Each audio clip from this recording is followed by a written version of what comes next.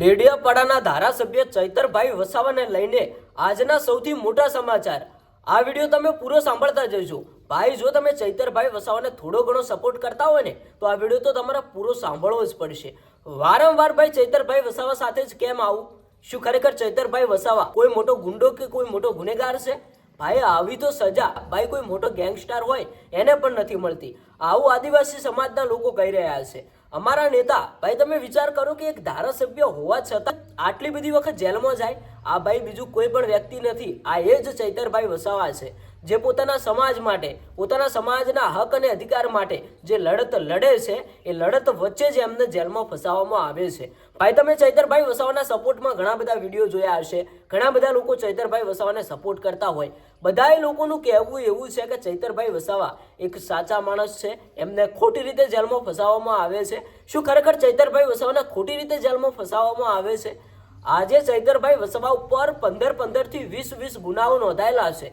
શું ચૈતરભાઈ વસાવાએ આટલા બધા ગુનાઓ કેવી રીતે કર્યા? પોતાના સમાજ માટે થઈને, પોતાના સમાજના હક અને અધિકાર માટે થઈને આ ચૈતરભાઈ વસાવાએ આટલા ગુનાઓ કર્યા છે અને એટલે તેમને અત્યારે હાલ જેલમાં રહેવું પડે છે।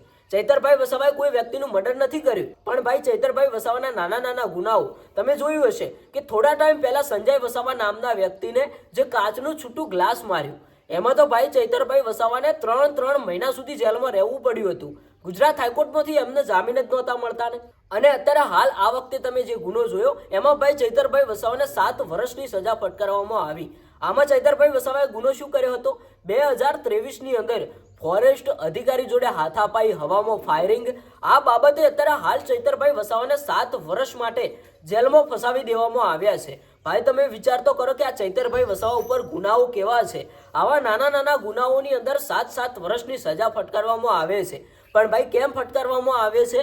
જો એમને એક ગુનો કર્યો હોય તો આટલી બધી લાંબી સજા પણ ન થાય અને ગુજરાત હાઈકોર્ટની અંદર આટલી બધી નવી તારીખો પણ ન પડે। પણ ભાઈ, જ્યારે પણ ગુજરાત હાઈકોર્ટની અંદર એમના કેસની સુનાવણી થવાની હોય ત્યારે ભાઈ ચૈતરભાઈ વસાવાએ જે પહેલા ગુનાઓ કરેલા હોય છે એના પણ ચોપડા ક્યાંક ને ક્યાંક ગુજરાત હાઈકોર્ટની અંદર જોવાતા હોય છે અને એ પણ પૂછવામાં આવતું હોય છે કે વીતી ગયેલા સમયની અંદર આ વ્યક્તિએ કેટલા ગુનાઓ કરેલા છે। ત્યારે ભાઈ ચૈતરભાઈ વસાવાનું પૂરું લિસ્ટ ખુલે છે કે આ ભાઈએ તો 15 થી 20 જેટલા ગુનાઓ કરેલા છે, તો આ ભાઈને તો તરત જ જામીન નહીં મળે, આ ભાઈને જેલમાં જ રહેવું પડશે। આવી કંઈક વાતો અત્યારે હાલ પડી છે, એટલા માટે જ ભાઈ ચૈતરભાઈ વસાવાના વારંવાર જામીન રદ થાય છે, વારંવાર વર્ષે ને વર્ષે નવા ગુનાઓ નોંધાતા જ જાય છે। તમે જોયું કે વારંવાર આ વર્ષની અંદર અત્યારે હાલ ચૈતરભાઈ વસાવા ઉપર ઘણા બધા ગુનાઓ નોંધાઈ ગયા। જે સંજય વસાવા નામના વ્યક્તિ ઉપર જે છૂટું ગ્લાસ માર્યું એ પણ ગુનો નોંધાયો। અને ભાઈ, હમણાં જે કંપનીની અંદર ક્યાંક ને ક્યાંક વળતર બાબતે જે નાના મોટી બબાલ થઈ હતી એમાં પણ ચૈતરભાઈ વસાવા પર ગુનો નોંધાયો।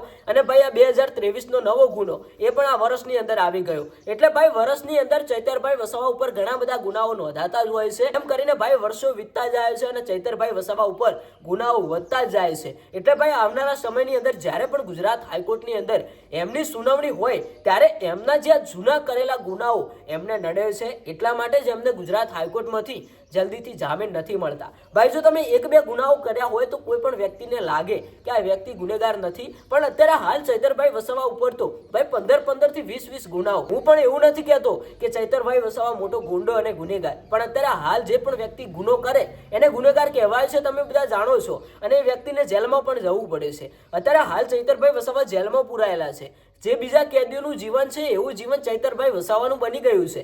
તમે વિચાર કરો કે એક ધારાસભ્ય બહાર કેવું જીવન જીવતા હોય અને અત્યારે હાલ તે પોતે જેલમાં પુરાયેલા છે। શું કેવી હાલત થઈ હશે ચૈતરભાઈ વસાવાની? આ એમના જે ગુનાઓ કરેલા છે એટલા માટે જ અત્યારે હાલ ચૈતરભાઈ વસાવાને આ બધું ભોગવવું પડે છે। હવે ભાઈ, હું એવું પણ નથી કહેતો કે ચૈતરભાઈ વસાવાએ આ બધા ગુના જ કર્યા છે। અમુક લોકોનું કહેવું એવું છે કે ચૈતરભાઈ વસાવા ઉપર ખોટા ગુનાઓ દાખલ કરવામાં આવે છે। જોકે ભાઈ, આ બાબતે આપણે કોઈ પણ રીતે એવું સત્તાવાર કહેતા નથી કે ચૈતરભાઈ વસાવા ઉપર ખોટા ગુનાઓ નોંધાવવામાં આવે છે અને ચૈતરભાઈ વસાવાને ખોટી રીતે ફસાવવામાં આવે છે। પણ તમે જોતા હશો કે ઘણા બધા લોકો સોશિયલ મીડિયાની અંદર આવું મિત્રો પોતાના મોઢેથી પણ બોલતા હોય છે, ખુલ્લેઆમ પણ કહેતા હોય છે. આમ આદમી પાર્ટીના મોટા મોટા નેતાઓ પણ ખુલ્લેઆમ કહેતા હોય છે કે આ પાર્ટીના લોકો આ નેતાને આવી રીતે ફસાવે છે. તમે બધા જાણો જ છો. પણ હવે શું લાગે છે, ચૈતરભાઈ વસાવા આવનારા સમયની અંદર 24 ઓગસ્ટે ગુજરાત હાઈકોર્ટની અંદર જે સુનાવણી થશે એ દિવસે ચૈતરભાઈ વસાવાને જામીન મળશે કે કેમ, એ દિવસે ચૈતરભાઈ વસાવા જેલની બહાર આવશે કે કેમ, એક સરસ મજાની કોમેન્ટ કરતા જજો અને આ વિડીયો મિત્રો વધુ લોકો સુધી શેર કરજો.